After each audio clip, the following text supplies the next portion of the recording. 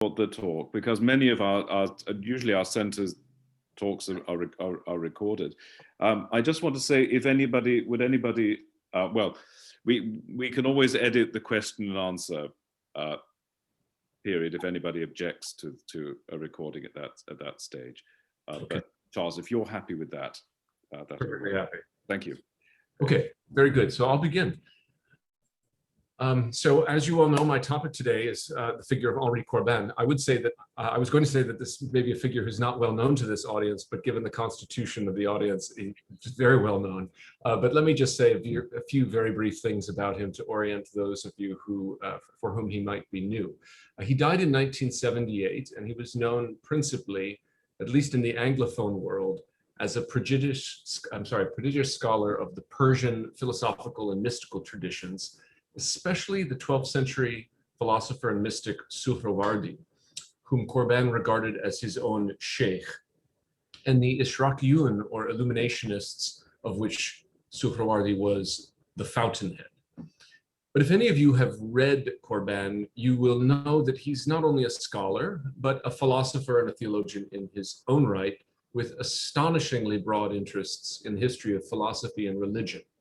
He was also a central figure in the post-war Eranos circle in Ascona, Switzerland, along with such figures as Mircea Eliade and Gershom Scholem, among many others. Now, I've long harbored a fascination with Corban, and I'm in the midst of teaching a year-long seminar on him in preparation for a conference next year in 2022. Is that right? Yes, 2022, reassessing his legacy for philosophy and spirituality in the 21st century. But before I begin my lecture, again, I want to acknowledge the members of my seminar who have joined us today, and especially Hadi Fakouri. So Hadi, if you could just, where's Hadi? There you are. Hadi completed his PhD from McGill University last year, and he's joined the Center for the Study of World Religions, where I am privileged to serve as the director here at Harvard. He's joined the CSWR as a postdoctoral fellow. And in addition to helping me with this seminar, Hadi will be my co-host for the conference next year. He is in many ways the real expert on Corban in this gathering. There may be others of you who are also experts in Corban. I would not describe myself that way. I'm an amateurish, I have an amateurish interest in Corban. So let me go ahead and now share my screen. Give me a moment, please. Here it is. Very good. Can everyone see that? Okay. So I've chosen as my topic Henri Corban, Platonism, and the Divine Double for some rather obvious reasons. First of all, I had my first sustained encounter with Corban years ago when I was writing that book, Our Divine Double, about which I'll say a bit more in just a moment. But suffice to say that Corban was something of an inspiration for that book, because throughout his writings, he evinced an interest in this same figure, although under different names and guises. So this lecture today affords me the opportunity to say more about Corban's peculiar theory of the divine double and, frankly, my debt to it. Second, in my book, Plato and Platonism, especially Plotinus, play a rather large role. Corban was also an avowed Platonist, much like his own Sheikh Suhrawardi, but I sensed that Corban's Platonism was significantly different, and I wish to understand how exactly. What does Platonism mean for Corban, and how does his Platonism shape his account of the divine double? So I'm going to start today with a discussion of the divine double. First, briefly, my own work on it, and then secondly, Corban's unique take. And I'll then transition to the matter of Corban's Platonism, and we'll find ourselves in the unenviable position of interpreting silences, why Corban doesn't take up this or that text or this or that theme. But we will also focus on two places where Corban does engage Plato and Platonism. First, the thorny question in Platonism as to whether there are forms of individuals and why that might matter. And second, a specific genre, what Corban calls the visionary recital.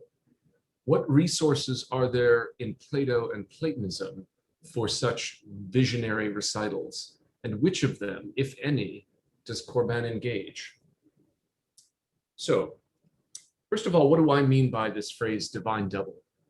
It's a name I landed upon to constellate a number of texts and traditions from antiquity that offer a peculiar notion of the self, according to which you are not entirely you, but rather one half of a whole. Each of us is imagined as having a divine counterpart, twin, or alter ego. To encounter one's divine double, then, is to embark on a path of divinization that closes the gap between image and archetype, human and divine. For the purposes, for the title of my book, I affixed the first person possessive, our divine double, to differentiate it from the adjacent notion that the divine itself might have its own double, that God might have some sort of twin or counterpart. I won't be discussing that adjacent tradition today. So I traced our divine double through the texts and traditions of the 2nd and 3rd centuries, mostly, including early Christianity, especially texts associated with the Apostle Thomas, the twin.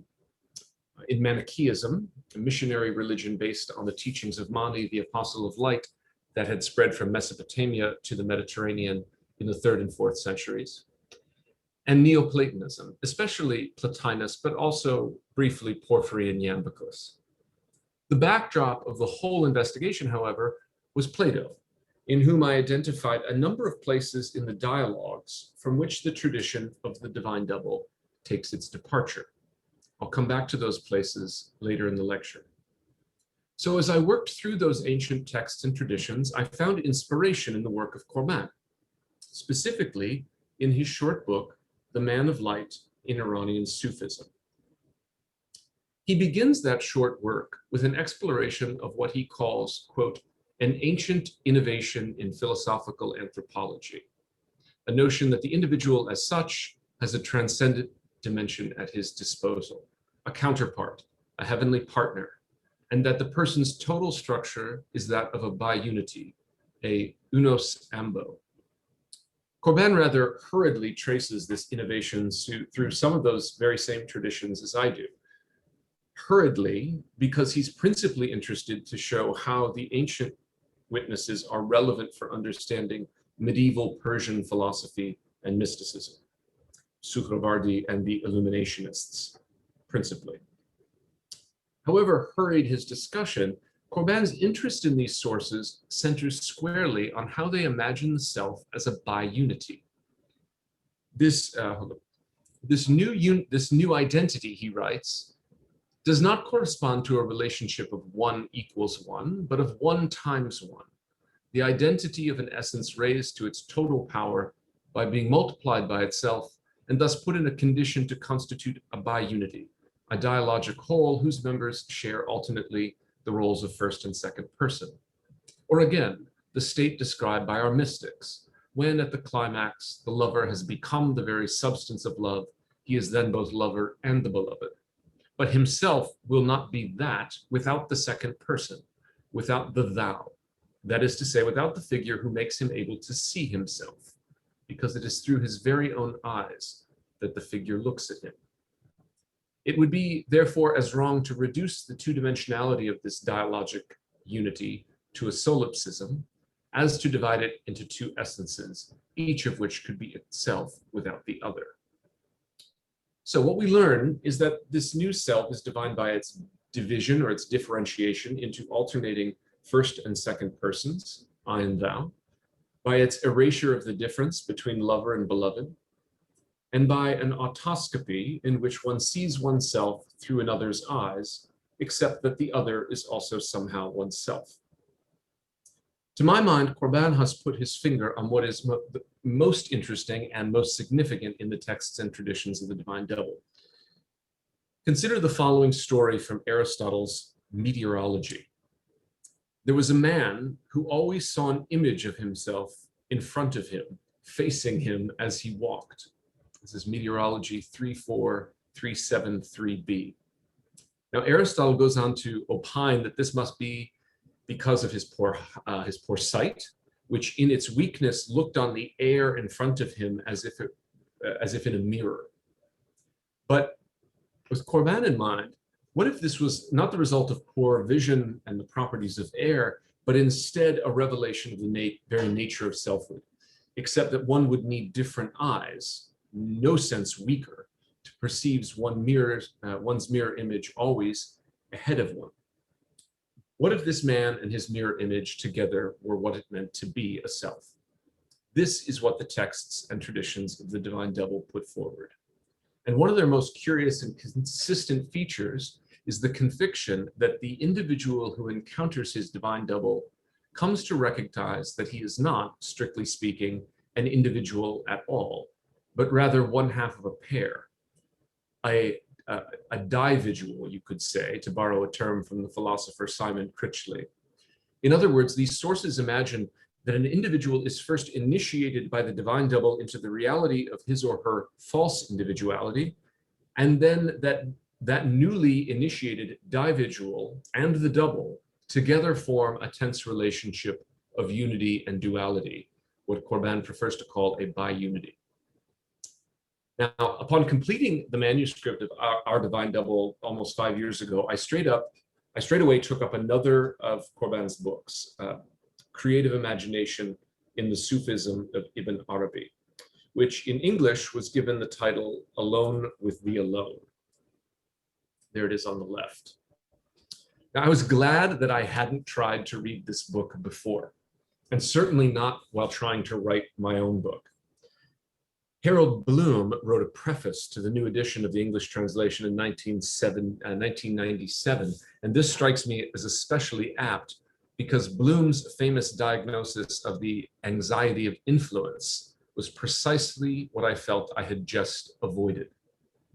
Even while writing our divine double, I suspected that there were relevant ancient texts and traditions that I had missed or had to set aside, such as in Zoroastrianism, Hermeticism, so-called Sethian Gnosticism, and Second Temple Judaism.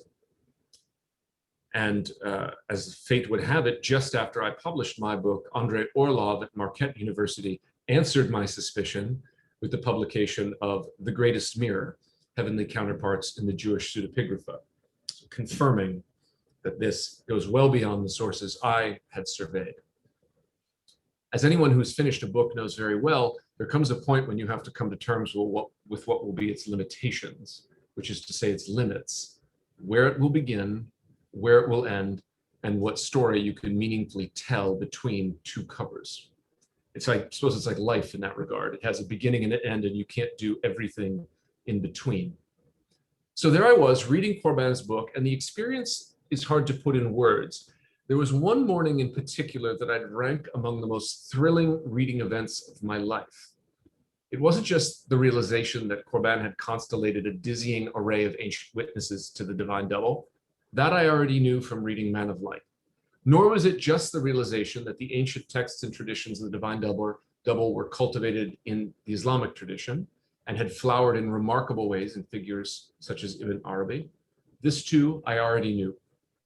Rather, it was the uncanny sense of mutual discovery that made my heart race that morning. Corban was not simply reporting on the tradition of the divine double. He was building it out as a pillar in the edifice of his own philosophy and spirituality. He was giving, albeit in an elaborate act of ventriloquism, a visionary recital of his own. Whereas I, facing review for university promotion, staring down the protocols of an academic guild, and perhaps along with that, the razor's edge of humility and timidity, whereas I had opted for a tone of dispassionate observation, what I hoped was clear and careful exploration and explanation, Corban had opted to write an almost initiatory text, a hymnic prayer to the divine double and one of its great sheikhs, in fact, al-Sheikh al-Akbar, Ibn Arabi. Corban's prose is hard to characterize. His books are hardly introductions to their topics. They're rather like elaborate invitations bordering on imperatives. They're endlessly repetitive. They call to you, or they do to me at least. At their best, and in today's parlance, they can be said to call you out. They both call on you in the sense that they address you and try to get your attention so that you might turn around or look up. And they call you out in the sense that they demand that you drop some self-deception, that you let the mask fall from your face. So what is the self-deception but the realization that the self as we typically experience, or at least as we theorize it, is a lie?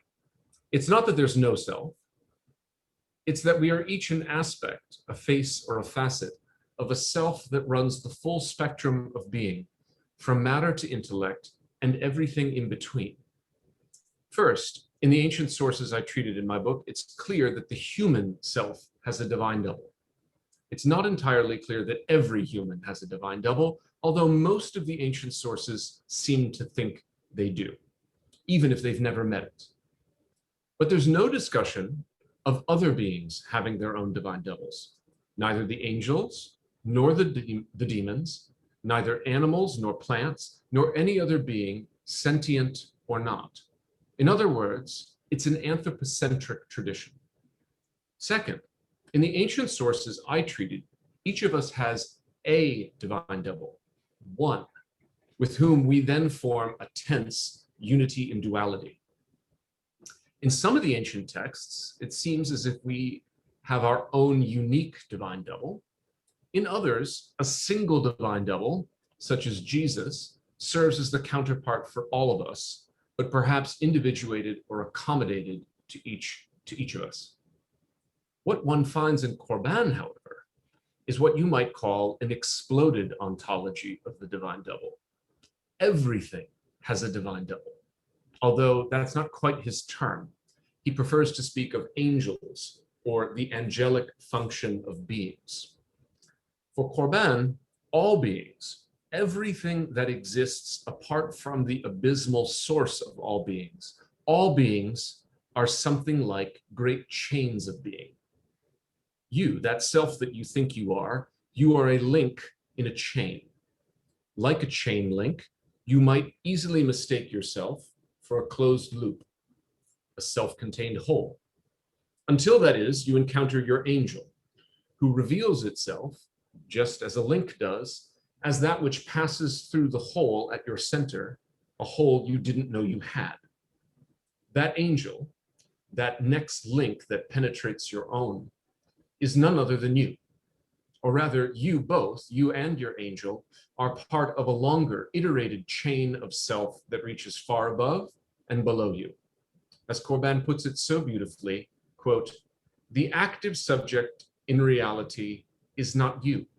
Your autonomy is a fiction. In reality, you are the subject of a verb in the passive. You are the ego of a cogitor." This is what Corban is getting at by describing this relationship as 1 times 1, a multiplicative chain with a perpetual product of 1. Or when he says that, quote, "It is through his very own eyes that the figure looks at him." The angel's eyes are your own, and yours are its. What it sees through your eyes and you through its eyes is the mutual penetration of the 2 links of the chain. To speak of eyes here is especially apt, since for Corban, this encounter with the angel is a decidedly visionary encounter. The eyes always lead in Corban's epistemology. We each meet our angel face to face, as it were. The visionary encounter does not take place here, but in what Corban calls the interworld, the mundus imaginalis in Latin, or alam al-mithal in Arabic, a realm between the material world of sense perception and the immaterial world of pure intellect. This interworld, this realm, is real, more real than our own here, and it's the particular domain of the soul rather than of the body or the intellect. We have to develop our vision for this interworld, for we see there with different eyes. Corban thus takes his place in the tradition of the spiritual senses, and like so many others in that tradition, his preference for the visual seems to crowd out the other senses. Hearing is allowed to operate in a minor key, but scent, taste, and touch play little role in his account of our encounter with the divine double. If Corban offers us an exploded ontology of the divine double, that is because he also offers us an exploded angelology. Angels are not a class of independent beings serving as God's messengers, as they often are in the Abrahamic traditions. All beings are angels, or rather, all beings have an angelic function. What does that mean? Every being has the capacity for ecstasis, what he defines as, quote, the displacement or the departure from ourselves that is a change of state from our current state. Angel, then, is the name for a being's ecstasy, its transition from one state to another, its translation from one place to another. So there's no stable identity, there's no being properly called an angel. Angel names a being's ecstatic movement, the ascent of its own chain of being. And because it is an ecstatic ascent of its own chain of being, it's not a movement one makes only once.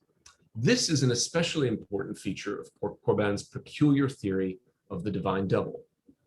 Yes, you encounter your angel, or you activate the angelic function of your being, and that encounter initiates you into a new state of being. But from that new rung on the ladder, or linked to that next highest chain link, you must once again ascend. You must once again activate your angelic function. It's a long journey, although what we mean by long journey is complicated by the fact that both time and space take on entirely new meaning in the realm of the soul. The soul's time is not an arrow, and its space, what he calls the place of no place, is not Cartesian extended space. And Corban seems rather less interested, actually, in the upper registers of this ascent, or the further stages in this journey. That is, you might say, the soul's ascent to the level of intellect, or the intellect's mystical annihilation in the abysmal source from which it came. He's not terrifically interested in either of those. As strange as it may sound, Corban's aims are more modest and more proximate. We each find ourselves here and now in material bodies and imprisoned in a material world of sense perception and allegedly consensual reality. Corban is particularly keen to have us read reports from those who have freed themselves from the prison, the crypt of this flatland consensual reality, and who have traveled to the interworld. Reports of such travel are what he calls visionary recitals. And he includes in his major works translations of several of them by Avicenna, Ibn Arabi, and Suhrawardi. I don't have time today to go into any great detail about his theory of symbol as it relates to these visionary recitals, but a commonplace distinction between sign and symbol may help us appreciate what he's after. Whereas a sign is independent of and points to something else, a symbol participates in the very thing of which it is the symbol. There's some direct ontological relationship between the symbol and that of which it is the symbol. Now we'll return to the question of the visionary recital below in the context of Corban's Platonism. So let's turn to that question. What does Corban mean by labeling himself and the tradition of which he was a part as Platonist? First and foremost, it marks his affiliation with Suhrawardi. Corban presents his own philosophy and spirituality as if it were handed down to him by Suhrawardi himself, although scholars since have understandably questioned how accurate Corban's portrait of Suhrawardi really is. That's not our question, and I might even say that's not really the question. Corban is a Platonist in the way he takes Suhrawardi to be one. The Persian philosopher speaks of, quote, Plato, the guide and master of philosophy. And he constellates him with Hermes, Empedocles, Pythagoras, and other ancient Greek sages, as well as figures from the pre-Islamic Persian tradition. All of them he regards as witnesses to an esoteric, philosophical, and mystical tradition. To be a Platonist in this context is also a polemical affiliation. It's to oppose oneself to the Peripatetics. Not to Aristotle himself, of course, but to the Peripatetics. and their propensity to elevate reasoned inquiry and empirical observation over visionary experience, mystical assent, and intuitive knowledge. Furthermore, Corban credits Suhrawardi and the Ishraqiyun with wedding Plato's ideas to Zoroastrian angelology. Curiously, Proclus serves as a matchmaker here, because it is Proclus's articulation of the celestial hierarchies that Corban says helped make this wedding between Plato's ideas and Zoroastrian angelology possible. We've already seen how Corban's exploded angelology works, but it's important to name a crucial departure, or maybe a development in his appropriation of Plato's ideas. For Plato, you could say that the ideas or the forms are the external, intelligible realities that secure the appearance of sensible particulars. For Corban, following Suhrawardi, the forms do indeed reside in the intelligible realm, but even there, they are not disinterested metaphysical realities, but rather persons with faces. Faces turned at once upward to their own source, the first intellect, which might be thought of as the face of the faceless abyss, and also downward to the range of entities that are their emanation through the realms of soul and body. The Platonic forms, then, are decidedly interested parties. They are persons whose personhood echoes down through the chain of emanations, manifesting in the persons of our angels and ourselves. When speaking of the forms, I've been saying they, when I perhaps should be saying we, if I'm speaking for Corban. We are each, every being is, an instantiation of the form. Not a single instantiation, as if it were, not the single instantiation, as if it were only a matter of pairing an immaterial intelligible form with a mortal and material human being, the sort of human being I typically recognize as myself. Between there and here are other iterations of me. How many we can't say, but they inhabit other realms of soul and body, other realms of subtle body, in fact. Now, I wish to get slightly more granular and ask about the specifics of Corban's Platonism. Where in Plato or in the other Platonists does Corban turn in order to build out this account of the divine double? So, where are we with them? In my book, I explored 5 places in Plato which funded the later tradition of the divine double. And these are the 5 places. The divided line from Republic Book 6, and the notion of reality as constituted as image and archetype, sensible and intelligible realities. That's fairly obvious backdrop. The discussion of Socrates' daimon, or guardian spirit, especially as it is described in the Apology. The account of lovers and beloved serving as mirrors of one another, and how this enables mutual assent to the intelligible forms. And I'm thinking here especially of Phaedrus and Alcibiades I. Aristophanes' tragic tale of the division of humans into gendered pairs, as told in the Symposium.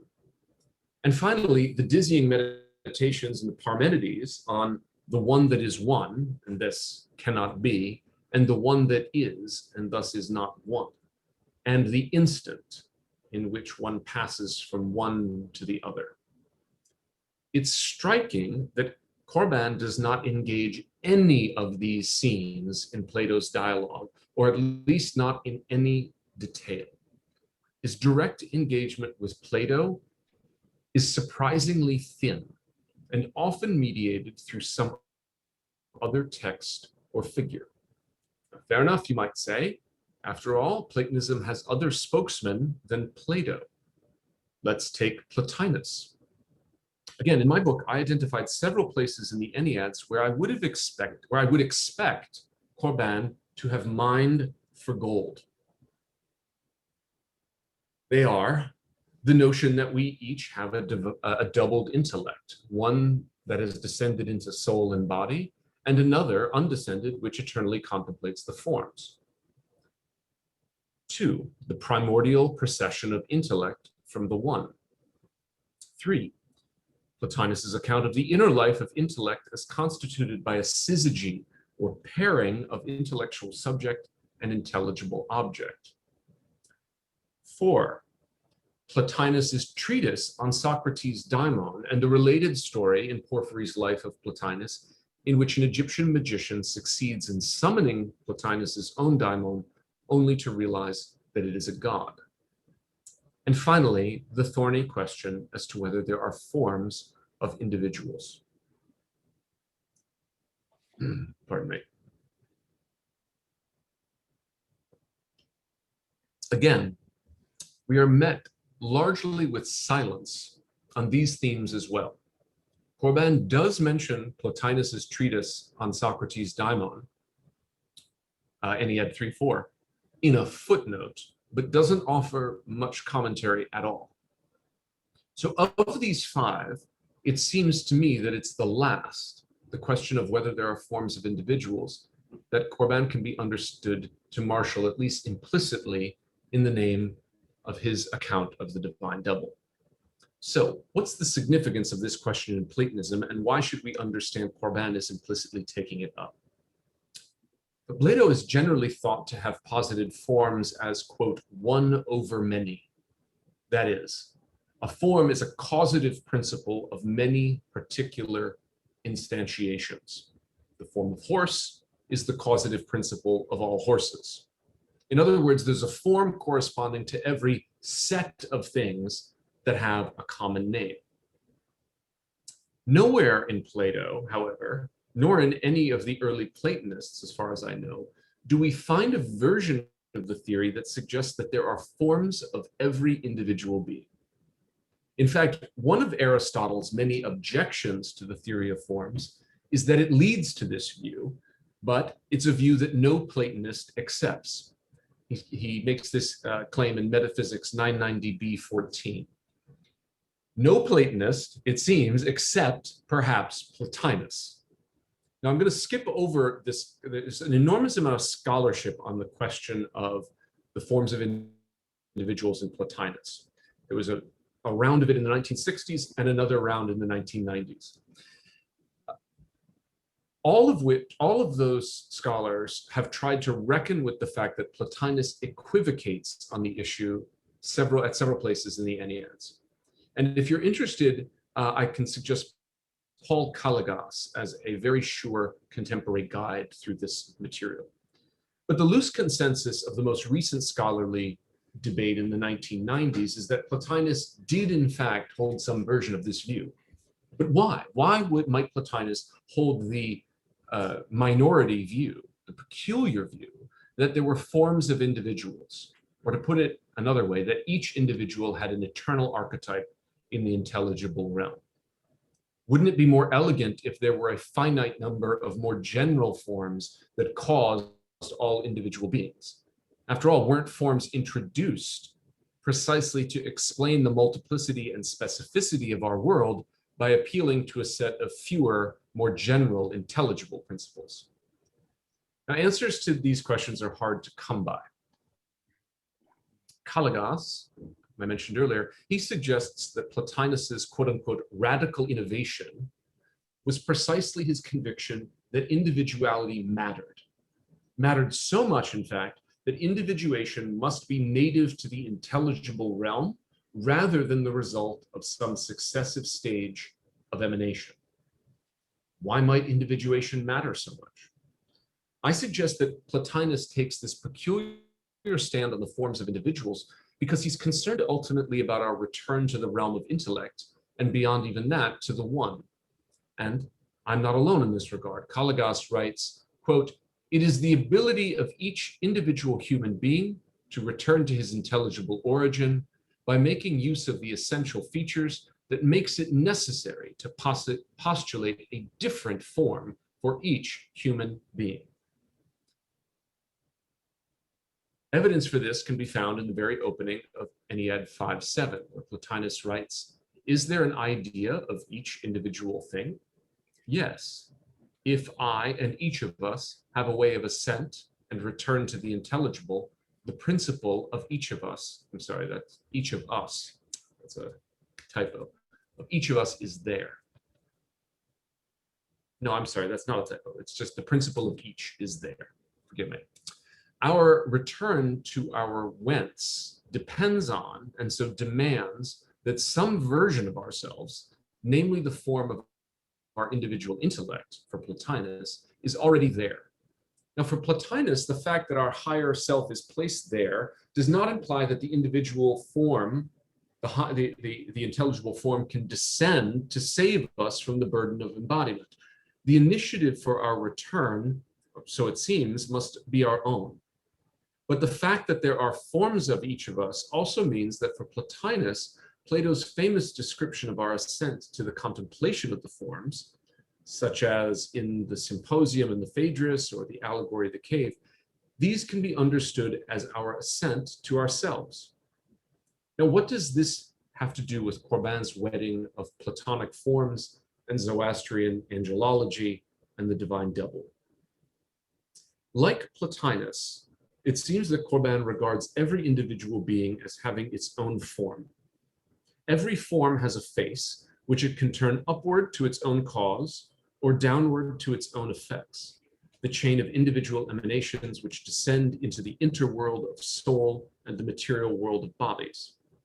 But unlike Plotinus, Corban is not principally interested in our ascent to the intelligible realm, where our descended intellect reunites with its undescended archetype. The individual form might very well secure that return, as Plotinus suggests in Ennead 5:7, but it's the more proximate leg of the journey that Corban wishes us to embark on. After all, he's not addressing us merely as intellects, but as intellects in bodies and souls. In fact, he consistently faults those who, like Plotinus, you might say, sideline the soul in their haste to return to the intelligible.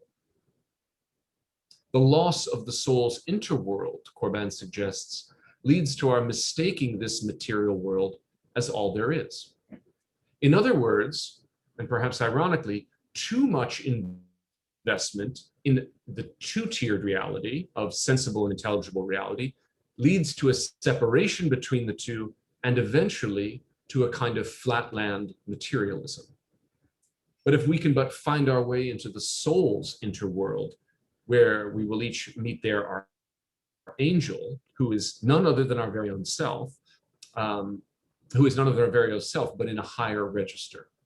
Not in the highest register, not the immaterial intellect, but the soul with its own subtle body appropriate to the mundus imaginalis. The fact that these forms are angels with faces means that they're not only individuals in the sense of having individuating qualities that differentiate them one from another, but also that the forms are persons from top to bottom. So the answer to the timeless question is, it's persons all the way down. And because these individual angel forms are persons for Corban and his Persian Platonists, they do descend to meet us and elevate us. This is in contrast to Plotinus, where the higher registers of intellect seem not at all interested in what is posterior to them, but only in what is prior to them. In this regard, Corban's angel forms are much closer to Manichaean myth, where the divine Tsitsegos, or twin companion, descends to meet Mani and initiate him into his angelic function. So although Corban does not explicitly take up the question of the forms of individuals in a Plotinian frame, I suggest that he implicitly does so and adopts a version of Plotinus's position, although deeply colored by his own interests and those of his fellow illuminationists. Okay, now I'm going to transition to my last topic, still under the banner of Corban's Platonism, which are the visionary recitals. I mentioned above that Corban has this particular interest in what he calls visionary recitals, reports from the interworld or in mundus imaginalis, often but not only first-person recitals, and always bursting with symbols. These short tales from such figures as Avicenna and Sluchavardi are often dismissed as peripheral to their philosophical projects. Corban bucks this trend and insists that these recitals are the interpretive key to any philosophical enterprise worthy of its name. In trying to think through Corban's Platonism, however, I'm left wondering why he neglects what we might regard as Plato's own visionary recitals. The ascents described in the Symposium and the Phaedrus, for example, Corban largely ignores. Or consider the allegory of the cave. What could be a better visionary recital than this?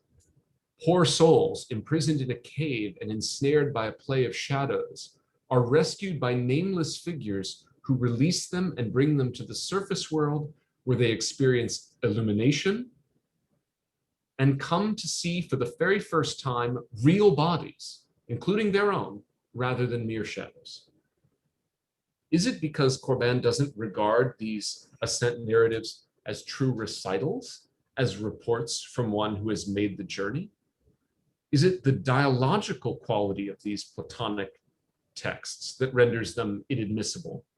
The fact that Plato never speaks in the first person as a character? Is it the irony in the dialogues, which makes him unsure whether the ascent narrative is an earnest report or an ironic goad of some sort? I confess I don't have answers to these questions. Certainly Corban's own sheikh, Suhrawardi, thought that Plato had made the journey. In the introduction to his Hikmat al-Ishraq, or Philosophy of Illumination, Suhrawardi writes that there are dominating lights, that the creator of all is a light, that the archetypes are among the dominating lights. The pure souls have often beheld this to be so when they have detached themselves from their bodily temples. They then seek proof of it for others. All those possessing insight and detachment bear witness to this. Most of the allusions of the prophets and the great philosophers point to this. Plato, Socrates before him, and those before Socrates, like Hermes, Agathodaimon, and Empedocles, all held this view. Most said plainly that they beheld it in the world of light. Plato regarded that he himself had stripped off the darkness and beheld it. The sages of Persia and India, without exception, agreed upon this. If the observations of one or two individuals are to be given weight in astronomy, how then may we ignore the testimony of the pillars of philosophy and prophecy as to that which they beheld in their spiritual observations? But what testimony of Plato's does Suhrawardi have in mind? Where, in other words, is Plato's visionary recital? Suhrawardi goes on. The faith of Plato and the master visionaries is not built upon such rhetorical arguments, but upon something else. Plato said, "When freed from my body, I beheld luminous spheres." These that he mentioned are the very same highest heavens that some men will behold at their resurrection, quote, "on the day when the earth will be changed for another earth and heavens, and will appear before God, the one, the triumphant." Plato and his companions showed plainly that they believed the maker of the universe and the world of intellect to be light when they said that the pure light is the world of intellect. Of himself, Plato said that in certain of his spiritual conditions, he would shed his body and become free from matter. Then he would see light and splendor within his essence. He would ascend to that all-encompassing divine cause and would seem to be located and suspended in it, beholding a mighty light in that lofty and divine space.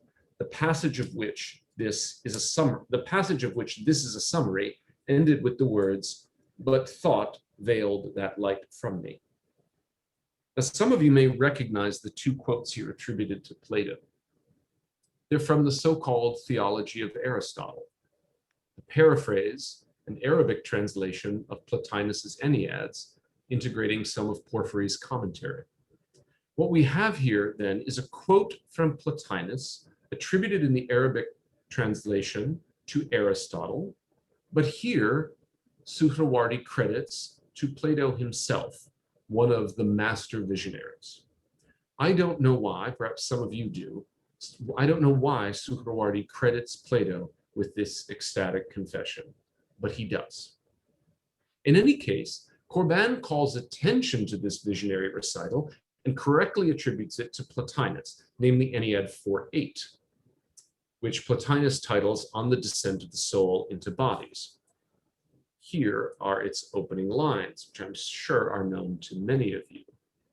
Often I have woken up out of the body to myself and entered into myself, going out from all other things. I've seen a beauty wonderfully great and felt assurance that then, most of all, I belong to the better part. I have actually lived the best life and come to identify with the divine. And set firm in it, I have come to that supreme actuality, setting myself above all else in the realm of intellect. Then after that rest in the divine, when I have come down from intellect to discursive reasoning, I am puzzled how I ever came down and how my soul has come to be in a body when it is what it has shown itself to be by itself, even when it is in a body. Now, this treatise goes on for pages more. I'm sure many of you are familiar with it. But already in those first few lines, you see themes that Corban could easily have put to his own use. Awakening from the body, the awakening to oneself and entry into oneself, identification with the divine, the disappointing descent into embodiment, and the lingering question of our ultimate whence and whither. Plotinus goes on to cite Heraclitus, Empedocles, Pythagoras, and Plato's as authorities for interpreting this ecstatic experience, and especially Plato for, quote, his contempt of the whole world of sense perception and disapproval of the soul's fellowship with body. Now, there are themes in Plotinus's visionary recital that are in some tension with Corban's project, namely the ascent straight away to the realm of intellect, which leaps over the interworld of the soul, that is Corban's peculiar concern. But my point is simply this. Although he identifies Suhrawardi's citation of Plato as in fact a Plotinian recital, Corban does not give this visionary recital or any other in Platonism any sustained attention at all. Now I'm going to stop sharing and conclude. So where does this leave us?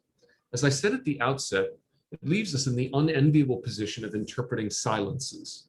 Why does Corban go to such great lengths to affiliate with Platonism, but fail to engage that textual tradition on the themes that are nearest and dearest to his heart? He barely touches on Plato, and with Plotinus, there seems to be an implicit engagement with his theory of the forms of individuals, and a glancing engagement with one of his visionary recitals. I could have focused on Proclus, with whom there is an equivalently ambivalent engagement. Corban takes up Proclus's prayer of the Heliotrope in his book on Ibn Arabi, and he correlates Proclus's taxonomy of the subtle body to the more elaborate Persian models at the end of his book, Spiritual Body and Celestial Earth. But even these, when you press on them, are rather thin. He deals with both Proclus's prayer and the taxonomy of the subtle body as mediated through secondary sources. In the latter case, the appendix to E.R. Dodd's famous book, The Greeks and the Irrational. So I find myself now torn. On the one hand, I find Corban's peculiar theory of the divine double thrilling, the wedding of Platonic forms and Zoroastrian angelology, the notion that all beings have an angelic function, an ecstatic movement we term its angel, that everything, everywhere, is a person on its own journey through worlds not defined by our time and space. I could go on, but I'll stop there. And clearly, much of what I'm calling Corban's theory of the divine double owes to Suhrawardi and the others in that tradition. And yet, on the other hand, while Corban seems very keen to lay claim to Suhrawardi's Platonism, he's not at all motivated to engage deeply or critically with the texts and figures of Platonism. I don't know Suhrawardi well enough to know how deep his own Platonism runs, but certainly Corban had the means to go deeper had he chosen to. He knew the relevant languages, and he had easy access to the latest texts and editions. For comparison sake, Corban seems to have a very deep engagement with the Zoroastrian tradition, much deeper, in fact, than Suhrawardi himself or the other Persian illuminationists. So what does it matter, you might ask? I'm asking the same question myself, and it's the question I'm frankly going to leave you with. If Corban's aim is to encourage his readers to embark on a journey into the interworld of soul, to have them activate their angelic function? How important is it that he go deeply into all the many sources that feed into this esoteric project? Is the journey really compromised by his insisting on a Platonic lineage, but having only a fairly superficial treatment of Platonism? I've no doubt that the account would be much richer and more convincing if Corban had engaged Platonism deeply, but would it necessarily be any more effective? I think it might be more effective for me because I believe there is so much life in Platonism, and even in attending to the fairly granular textual, and there's even so much life on offer in attending to the fairly granular textual tradition of Platonism. So it's an opportunity lost because Corban has both an uncanny ability, he has an uncanny ability to bring texts alive, to quicken them, you might say. And Lord knows Platonism has needed enlivening, it's needed quickening in the 20th century. Certainly Corban could have helped breathe more life into these texts and traditions. But I think the question I wish to leave on the table for this community is this. Platonists, and I say that as a vocative, you Platonists, what is the proper balance between learning and life, between erudition and awakening, between an account and an initiation? Or to put this in the words of the Apostle Paul, how much of the letter do we need for the spirit? Thank you very much. Well, thank you very much, Charles, for that inspiring and brilliant address. I think that was almost Emersonian, if I may make a reference to your Be still my beating heart.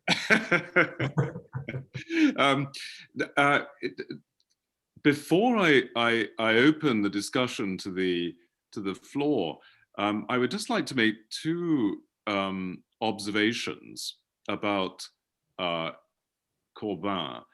It seems to me that he is evidently a Platonist, but a Platonist in a living tradition.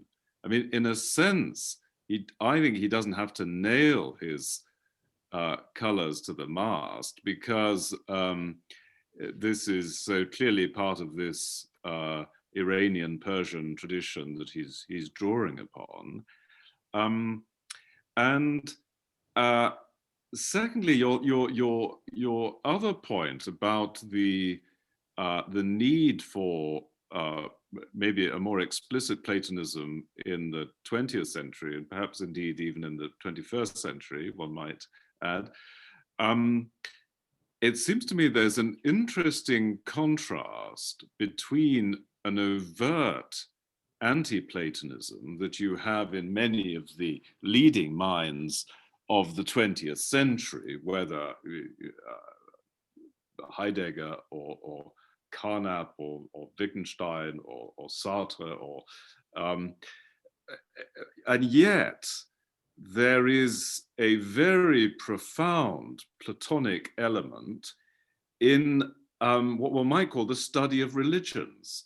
So even where philosophy is where Platonism is being trashed in overt philosophical schools, when you look at maybe Paul Tillich, when you look at Eliade, of course Corbin, you have what now many critics of these thinkers would say theories of religion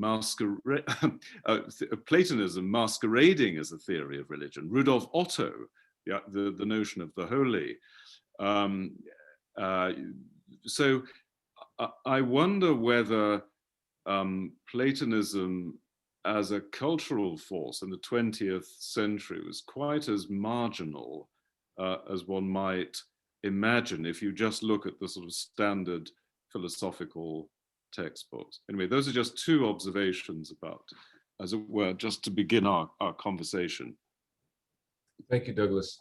Why don't we hear from some other Absolutely members of the group, and then perhaps I'll respond to several of them at once. So please just use the hand function so that I know who is asking a question.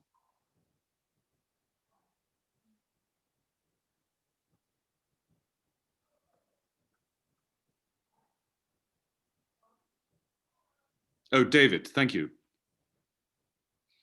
David Leach. Thanks, thanks, Douglas. Thanks so much for the talk. I really enjoyed it.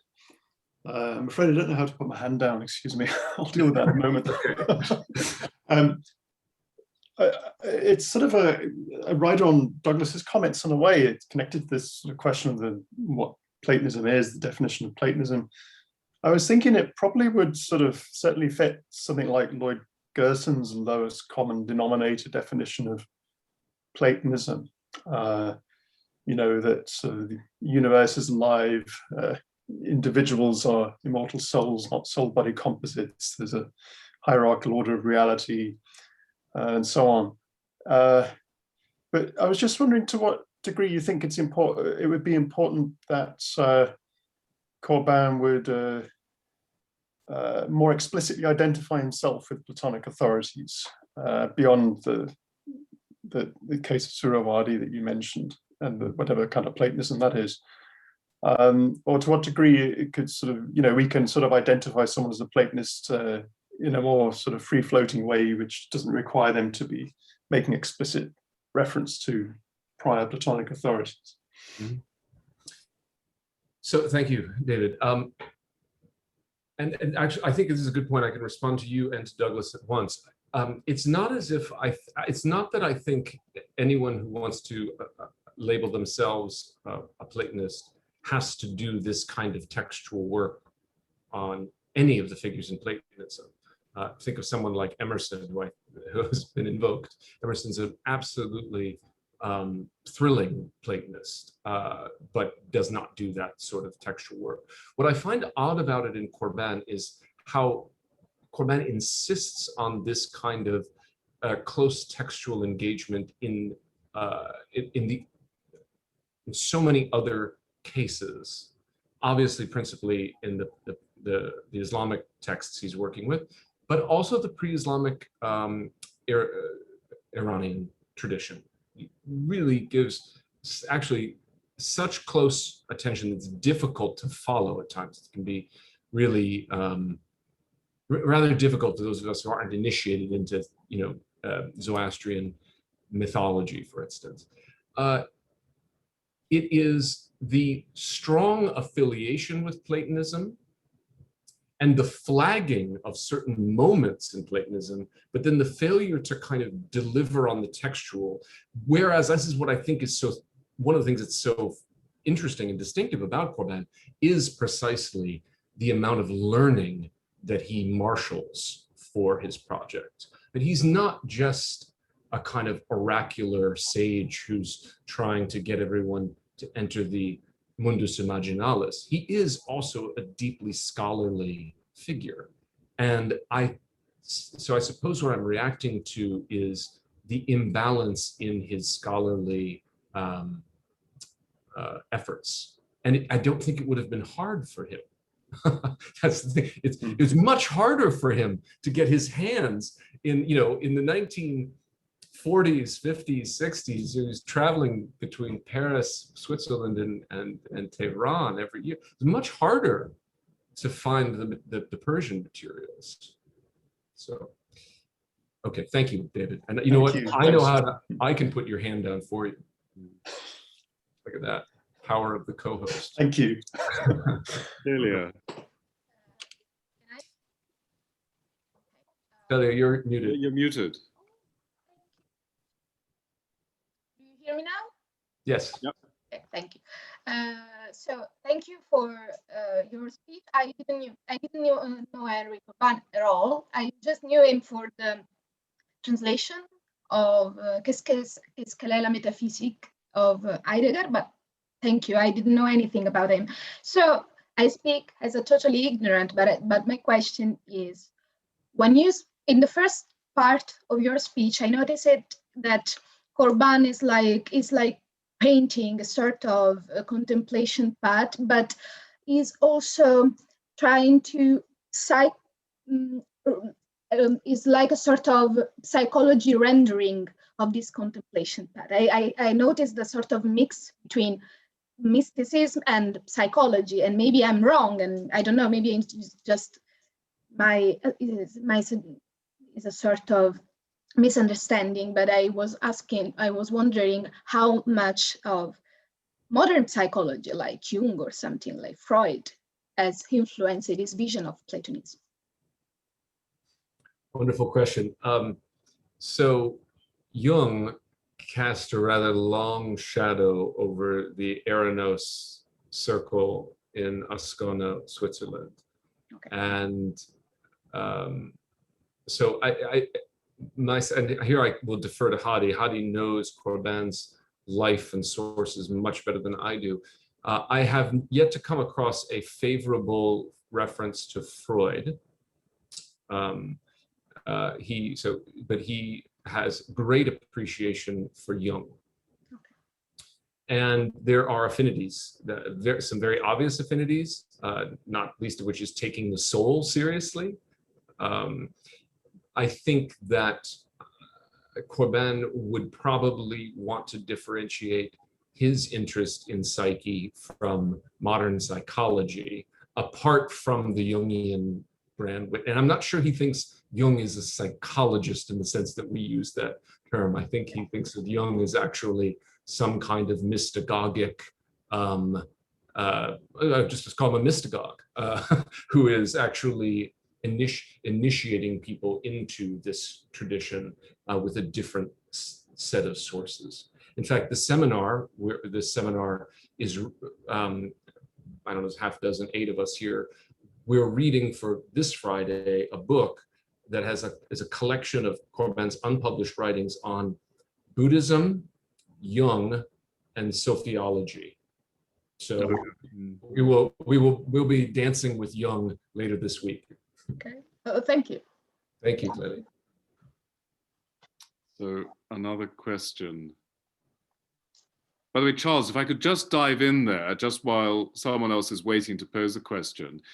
I remember, but maybe Adi will correct me on this, there's a wonderful description of Corbin going to Marburg and meeting Rudolf Otto and the Indian poet Tagore, and describing the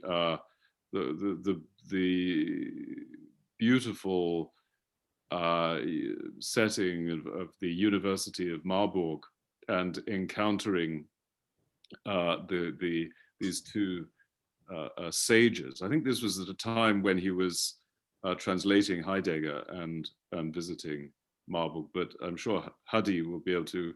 Hadi is, yeah. Yes, that is true. He talks about that in his one of his later autobiographical accounts. He mentions that visits, but very briefly. He just kind of flags it there, but without going into further depth. The other point I wanted to make, Charles, was that actually, as you well know, the study of Neoplatonism has really been transformed in a relatively short period in the last few decades. And that in the beginning of the 20th century, the dominant figures were, Ing in England and Brillet in France. And of course, Brillet, with his links to Bergson, has this rather strange theory that Plotinus is essentially a sort of Indic, or there was very strong links with the Indic tradition.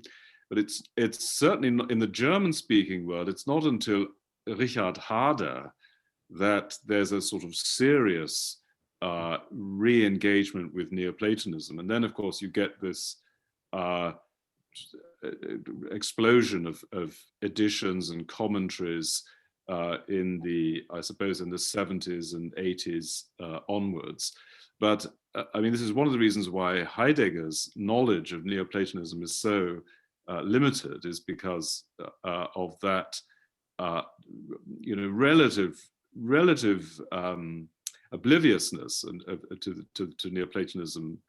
And I just wonder whether in Corban there may be, well, as I say, this goes against what I was suggesting earlier, but I think we should be wary of assuming quite the consciousness of the Neoplatonic tradition as we have it now, with the situation in the middle of the 20th century. That may be fair. Brehier is very important for Corban. He's consistently cited. And he is aware of what E.R. Dodds is doing for Proclus. Yeah. Although, as I said, it's not so much direct. He's not going, for instance, through Dodd's translation of the Elements theology. Yes. So that would be interesting to know. I mean, an analogous situation is what is Corban's knowledge of Gnosticism? Now, he never learns Coptic. Fine, you don't need to learn Coptic but in the, we all, between 1945 and 1978 when he died, the knowledge of what we're calling Gnosticism exploded with the revelation of these Nag Hammadi texts.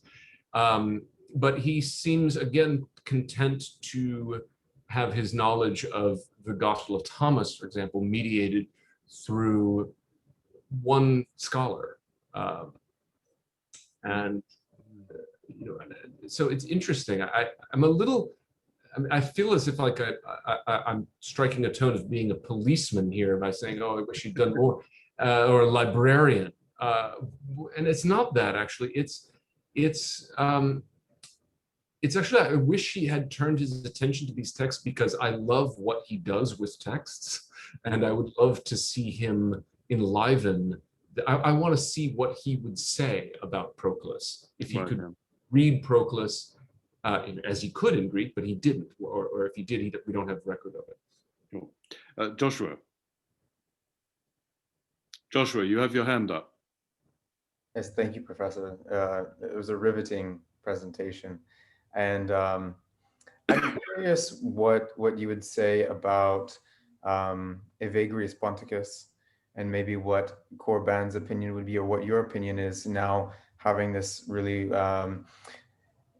lengthy understanding of Corban's work and Neoplatonism.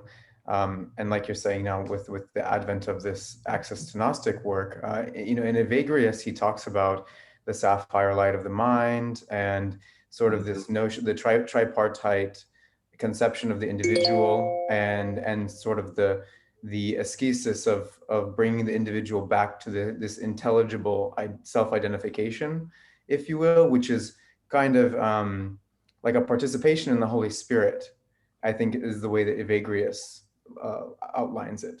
So how might we understand that Evagrian vision compared with Corban and Suhrawardi and the divine double? Wow, that's a huge question, Joshua. Thank you. I am up to my eyeballs in Evagrius right now. And I'll say this, the seminar on Corban, reading Corban over the course of the year has not that many times in my life where I've had this happen, but now it's both a thrilling opportunity and a bit of a danger, because of course I'm seeing the world through Corban's eyes. I'm reading everything in a Corbanian vein, right? So someone like Evagrius, or I should say, I've also been writing on the desert tradition more broadly recently. It has prompted me to read the encounters with the demons very differently, through the kind of the lens of the mundus imaginalis.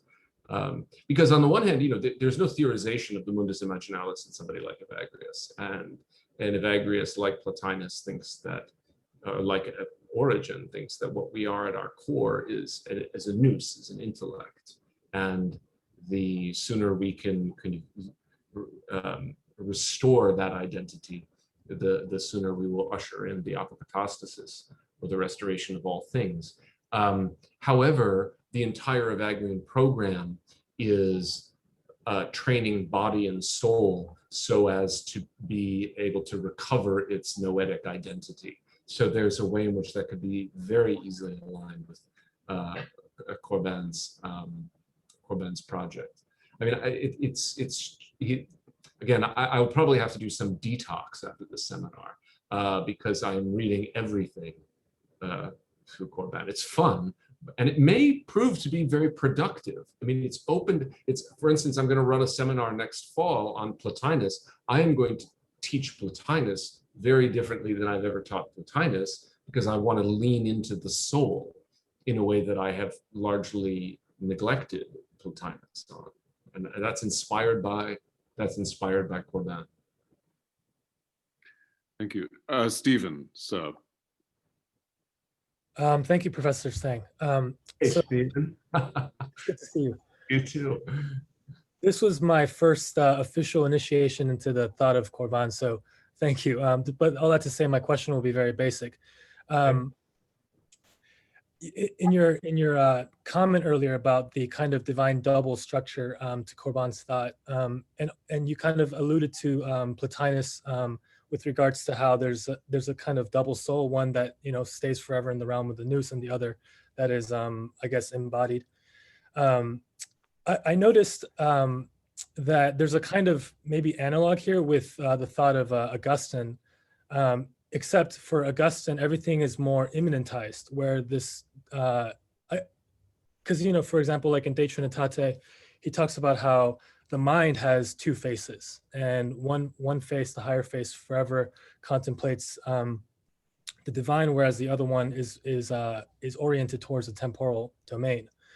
And so, yeah, I don't know if I don't know what you thought between especially in light of you reading everything through the lens of Corban, what you thought with kind of how, yeah, with Saint Augustine, it seems like there's a distinct severing of this dual subjectivity kind of thing, where it fully, like, even within time, within the realm of distension, our subjectivity, like as Corban was saying, we're not fully present to ourselves. But then that's not because we have another self up there. For Saint Augustine, it's just simply that's what time enacts. It enacts fragmentation. So yeah, I was wondering what you thought about that. Well, I think my answer will be much more basic than your question, which is I haven't thought about that, and I suppose I would think that Augustine's objection to something like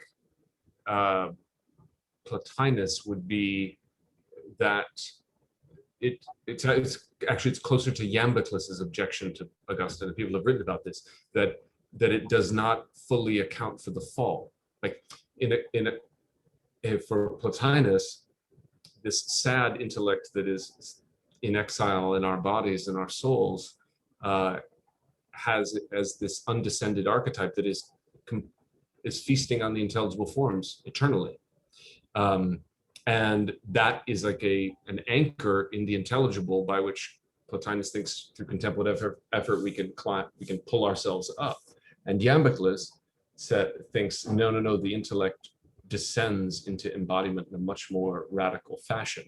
And there are, and the implications for that are that there needs to be ritual to enact the return. You can't do it by contemplative assent alone. And that is actually, that strikes me as somewhat opposite to Augustine, which is, Augustine is generally not amenable to any idea that we have a unbroken contact with God. If we do, it's only by divine initiative. And this again marks something else. Here's one point of contact between Augustine and Corban, is that that they think that the higher, intellect or the divine condescends to save us, whereas Plotinus, and someone may have a different read of Plotinus, but by and large, intellect in Plotinus, whether it's the hypostasis intellect or the individual intellects that make up the hypostasis intellect, aren't particularly interested in what is posterior to them. They're not interested in what's after them. They only look upward. Which is why then no one will come to save you in the Platonian universe. You have to save yourself. And so, I'll say that I think that there's very interesting work done on Augustine and Iamblichus as sort of making a similar move. May I at this point, so I bring in Hadi, sorry. Thank you. Thank you very much, Charlie. That was fantastic. Again, you raise exactly the kind of questions which I find myself raising in Corban. Like, he's so keen on situating himself and identifying himself as a Platonist, and that, although I do agree with what Professor Hadi said, that he doesn't need to to mention every single Platonist and engage with every single Platonist. He is part of a living, and he wants to present himself as part of a living Platonic lineage, which he finds has survived from Plato through the Neoplatonist in Iran. Yeah. So that's like the latest chain of it, and he's gives legitimacy to what he's doing, as opposed to simply engaging with the text itself in the past, like doing textual work on Plato. No, he's part of a living tradition of interpretation. But that's, but yeah, I had that same question as you, but I wanted to flag a few passages. I was going through The Paradox of Monotheism, one of his latest works, which collects 3 of his articles. They're written in 76 and 77. All 3 of them: The Paradox of Monotheism, The Necessity of Angelology, and Apophatic Theology as an Antidote to Nihilism. And these were his last talks at Iranos. In all 3 of them, Proclus is very central. In the second one, there's a whole section on Proclus's Angelology. And the necessity of angelology. So he begins with Proclus before kind of moving on. But again, it's a very summary engagement with Proclus, relying on translations, Trouillat, Safri, and so on. In the first text, which The Paradox of Monotheism, which I believe we'll be reading later this semester in the seminar, which is wonderful because he lays out the metaphysics underlying his cosmology, his anthropology, and so on, through a commentary on Haydar Amuli, the 13th century Shia scholar. He says that the source of that is really, we have to go back to Proclus's commentary on Plato's Parmenides. This for him is and he has wonderful things to say about that there. And in another passage, which isn't in this book, and I couldn't find right now, he says that Sohrawardi was reading the Quran and doing to these ancient Persian texts in his recitals what Proclus is the same way Proclus was reading Homer. So, and this is like kind of the closest analogy we get in Corban to like how the Neoplatonists, kind of the visionary recital with the Neoplatonists.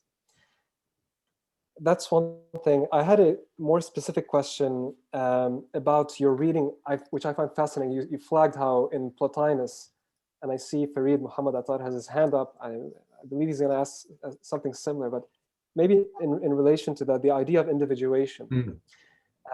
You say that in Plotinus, the intelligible principle is itself a principle of individuation, whereas what Corban situates at the level of the soul, in Plotinus is already situated at the higher kind of intelligible level.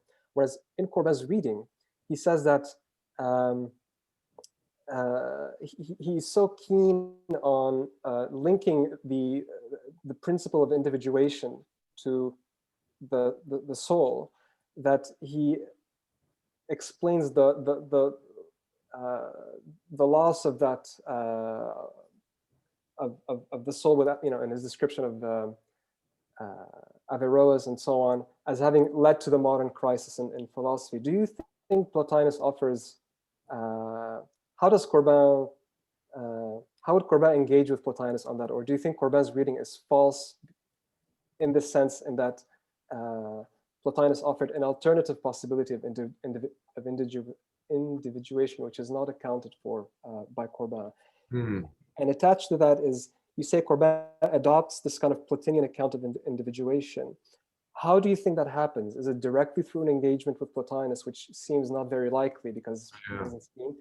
And if not, where does it happen in the Islamic tradition where this kind of adaptation happens?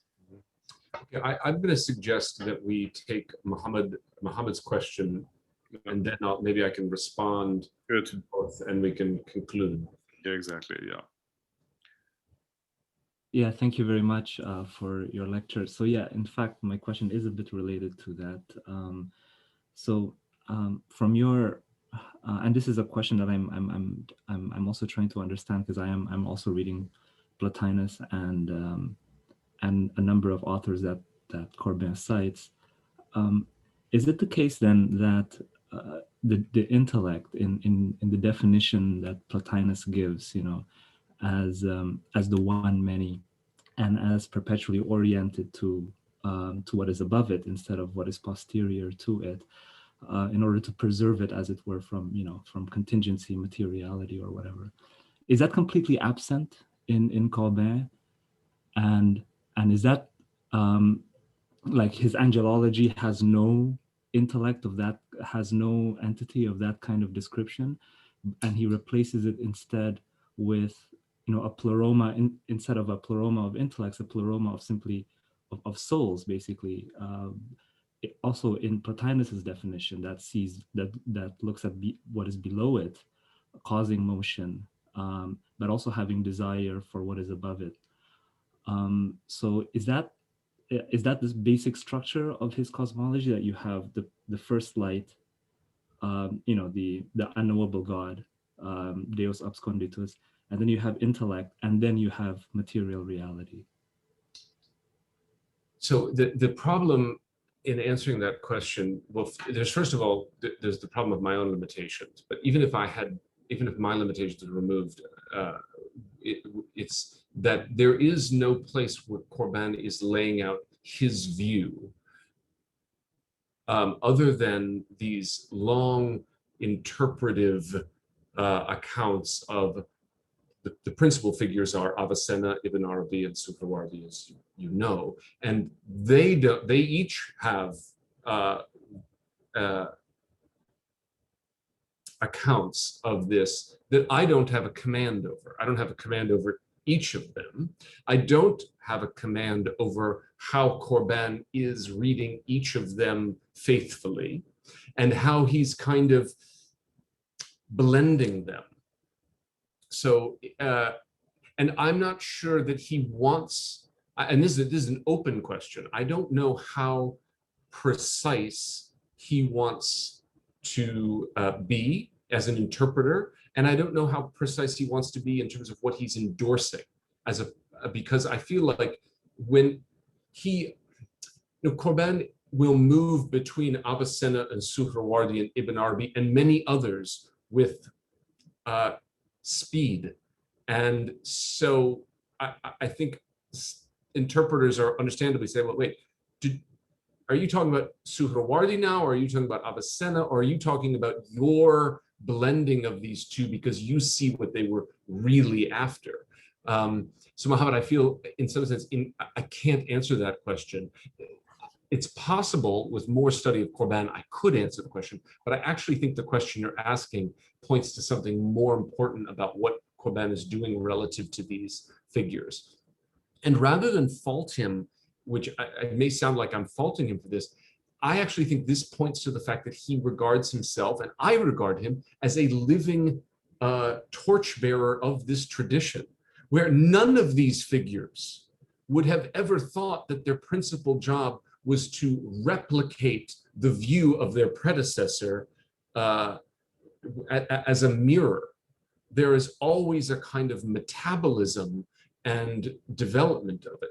So it seems to me only appropriate that Corban is somewhat elusive as to whether he's interpreting one of the previous sages or whether he's really doing something constructive. And I can recognize that might be, I'm sorry if that's a frustrating answer to the question, other than to say, and if it is a frustrating answer, I apologize, and I find myself in that same position. But I want to move out of the frustration and more into appreciation, because I think, and this maybe brings us back to Douglas's point at the very beginning, which is, I think this is a sign of Corban regarding himself as an initiate into a living tradition.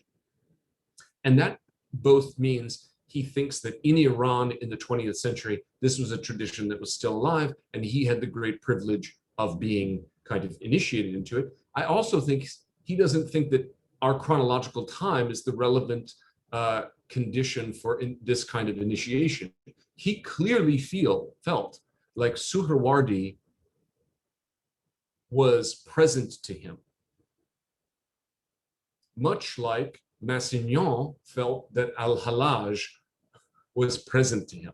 I mean, we have this much more robustly with Massignon. So when you regard yourself as in this tradition, then it complicates the kind of scholarly conventions, much of which I've been trying to trace, right? I've been trying to trace, what is Corban doing with this or that text? Why doesn't he look at this or that?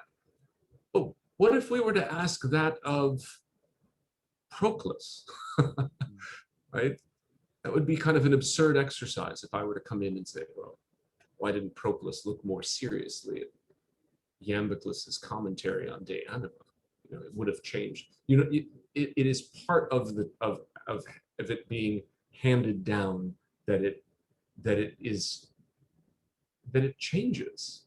And so I'm trying to, in some sense, appreciate what Corban is doing with Platonism. At the same time, feeling a little, what's the word? I'm pining for his, I wish I had him as a guide for some of these Platonist, these Platonic figures in the way that we do for the Illuminationists. Now, friends, I'm afraid I need to go because this is a busy day for me, Douglas. You'll get a kick out of this. In half an hour, I'm hosting Wouter Hanegraaff from the University of Amsterdam. So it's like where the time zones are going back and forth, and he's speaking about Iamblichus and the Mithras liturgy, both of which are very heavily cited in Corban's volume 2 of In Islam Iranien. So I'm in some weird illuminationist. Well, we're very much indebted to this absolutely fantastic talk. So thank you very much. If I could mention to those left that we will be having Michael Chase speaking to us very soon. Michael actually came to Paris as a young